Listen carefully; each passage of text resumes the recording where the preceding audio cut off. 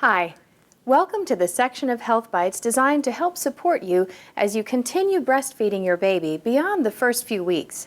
Here you'll learn the ins and outs of breastfeeding in public, expressing and storing breast milk, and transitioning back to work or school. I know that can be pretty intimidating, so you'll meet Beth, who will walk you through ways to get the support of your family and friends, boss, principal, or professors. Now let's meet Beth. Hey, my name's Beth, and the Health Bites folks asked me to talk to you about what it's like to continue breastfeeding once you're hit with real life stuff, like rent, car payments, the job. For me, it came really fast. I used up most of my savings to pay for the hospital bill, so I had to start working again. I thought there was no way I could keep breastfeeding my daughter Emily with all the time and energy it would take. But I talked to my WIC counselor, and she convinced me how good breastfeeding is. So, I got stubborn, I got tough, I got determined, and I was gonna do it. But I knew I couldn't do it alone. I needed help.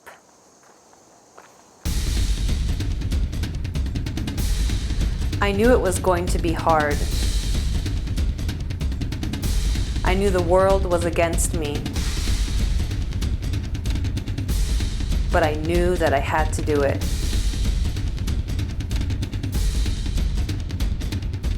I had to be strong. I had to be smart.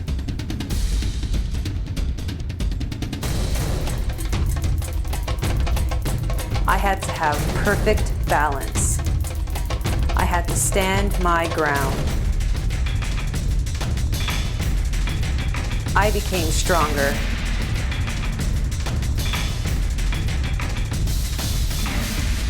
I found wise teachers. I listened.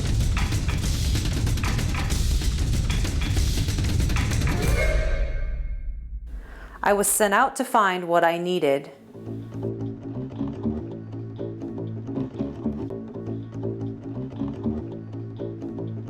It turns out that knowledge was closer than I thought. You know, Beth, it's really not that hard to go back to work and continue breastfeeding. The important thing is to talk to your boss about it. No, nothing like that. Just explain to him that you'll need a quiet place to express your breast milk a few times a day, and that you'll need to find someplace safe to store your breast pump. Do you have an office of your own? I don't. No. How about a staff lounge? We usually suggest that. Or for our clients who are still in school, the nurse's office. The principal is usually happy to help them out with that. Oh, and you'll need a refrigerator to store your breast milk in. Okay, I think I could work that out. Wait. Breast pump? Don't worry, it doesn't hurt, and it's really not that uncomfortable. You know, it's actually about time for me to express my own milk. I leave my baby with my sister while I'm here at work. He's only 8 months old. So she feeds him the breast milk that I express while I'm here. Let me show you. Would that be okay? Sure. Okay. Now, the most important thing is to wash your hands really well and make sure that everything's sterile. So I'm going to go wash my hands before I get everything set up, okay? Okay, so this is the breast pump and all the parts that come in the attachment kit. It looks like a lot, but it's actually pretty easy to put together once you get the hang of it. When you first get the attachment kit, it's very important to sterilize it in boiling water for about 10 minutes, or you can wash it on the top shelf of your dishwasher. After that, between pumping sessions, you can just use hot soapy water, or you could also run it through the dishwasher as well. So what are all these parts? Well, this is the membrane, and this is the membrane cap, and they attach together like this. And that will attach to this part of the tube, which also attaches to the breast shield connector. These little parts here, this is the valve, and here's the membrane that attaches to the valve, like this. And that just goes on right here. And that will attach to the breast milk collection bottle. And the breast shield goes on like this. And then the last thing to do is to snap this onto the top of the breast pump and to close the lid. Okay, so I know that sounded complicated, but really it's not that hard to get the hang of. Now on the pump, this is the power button and this is the letdown button. The knob regulates suction and the power cord is in the back. Okay, so I like to wear clothing that makes it easy for me to access my bra. And I like using this bra because you don't have to take it off to get at your nipples. Next, you're going to center the breast shields over your nipples and keep them in place with one arm while you turn on the pump. It starts off in the stimulation phase. See the 3 drops on the screen? That's the strength of the vacuum.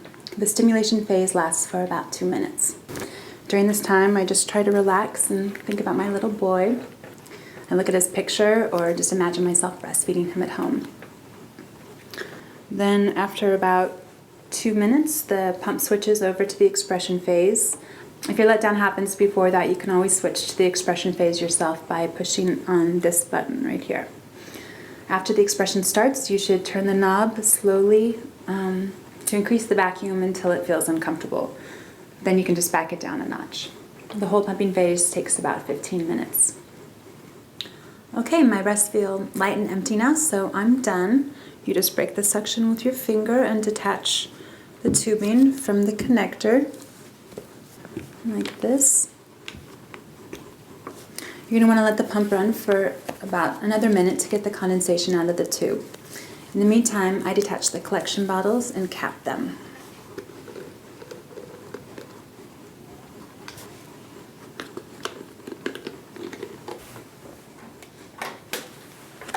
Like this. Then I'm going to take the rest of the attachment kit to the break room to wash it in hot soapy water and dry it, except don't put any soap in the tubes themselves. You can just run hot water through them. Then I put the collection bottle in the refrigerator. You could also use a cooler bag with an ice pack if your workplace doesn't have a fridge that you can use. Now, since there are 2 other breastfeeding mothers in this office, I put my name on a sticky note so that we don't get our bottles mixed up. You can store breast milk at room temperature for 6 to 8 hours. It keeps in the fridge for about 3 days, and in the freezer it can keep for several months. When I get home later, I will write the date on this plastic milk bag and store it in the freezer. Okay, so I can just thaw this in the microwave when I want to use it? Well, that could actually create hot spots that would burn your baby's mouth. So the best thing to do is just to hold it under some warm water for a few minutes, or you could also place it in a bowl of warm water. See, not so bad. WIC can lend you one of these while you're breastfeeding, or your healthcare provider could also get you set up with one as well. There are manual models on the market that are a little bit easier to carry around. I think we might have one of them here. Yep, just like this. The easiest one to use, though, is the electric model, like the one that I showed you, and that's the one that WIC would be lending you. Okay, right. So let's talk a little bit more about your boss. Do you think he'll be okay with all of this? Well, he wasn't really happy when I missed time or when I asked if I could feed Emily if her grandmother brought her in. He actually told me I could only do it in the bathroom. Well, that's not right. There's actually a federal law that makes it illegal for employers to make you express your milk in the bathroom. They need to provide another space. Just tell him that you'll need the use of a staff room and remind him that he doesn't eat in the bathroom, and neither should Emily. How about time, though? I mean, I'm supposed to be on the clock for 8 hours every shift. Well, you'll need to be expressing your milk 2 to 3 times a day for about 15 to 20 minutes at a time.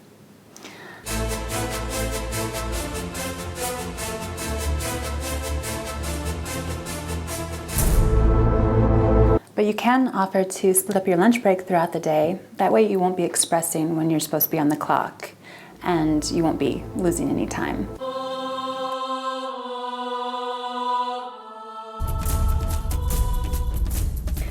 And if that doesn't work, we can always figure out another strategy. A safe and legal strategy, Beth. It's really in his best interest anyway. Think about it. If he works with you, you're probably going to be a lot happier, right? And I bet you'll work harder. Anyway, the thing to do, if you can, is to go back to work gradually. I usually suggest starting about midweek. That will give you and Emily a chance to get used to the change. And it's really great that you have your mom around. We always tell people to find a safe and trusted place to leave their children during the day. So what about your family? Are they supportive? Yeah, I don't see them often, but once I explain to them the benefits of breastfeeding, they've been totally on board. They're helping me with the feeding, with things around the house. They've really been great, and they know how important this is to me, so. And I didn't give them much of a choice. Well, that's good. I'm glad at least that they're on board. And you know, you can always bring them into classes here. We love to talk to family and friends. Yeah, well, my family's been great, but my friends, they've been trouble. Yeah, when I breastfeed in public, they scatter like roaches.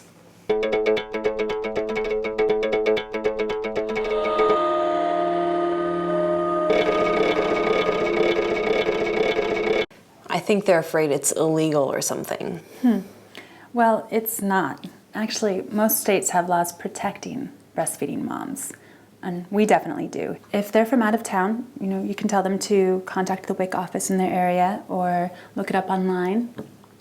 And if it's modesty that's an issue, you're welcome to bring a blanket along with you to cover up while you're breastfeeding, or you could find a nice quiet place like a women's clothing store or something like that. You know, always wear loose shirts that make it easier for you to access your breast. And then finally, just timing your trips and feeding before you go out can make a huge difference. Oh, speaking of timing, I need to get going. Oh, wait, one more thing. Did you ever get Emily to stop biting? Oh yeah, when she started biting, or when I thought she would bite, I would take her off and look at her in her eye and say no without smiling, and I think she got the idea that it wasn't a game. And when that didn't work, I would lay her down and actually walk away for a couple minutes, and when I came back to her and would feed her again, she wouldn't bite. So I think they figured something out. Good, that's good. Yeah, that taught her that when she bites, both her food and favorite person go away. That's a good thing to do. Another thing you could try is when she starts to bite, you can say her name while pulling her towards you. That can both startle and distract her from biting as well. Okay. Anyway, I know you have to go. It's been good talking with you. I hope this all helped. Just remember, we can lend you a breast pump, and we have lots of other information as well. Just stop in anytime. It turns out breastfeeding while I went back to work wasn't as intense as I thought. My boss was willing to work with me once I made a few points. My friends got on board, and my family helps when they can. Of course, a few things did come in handy.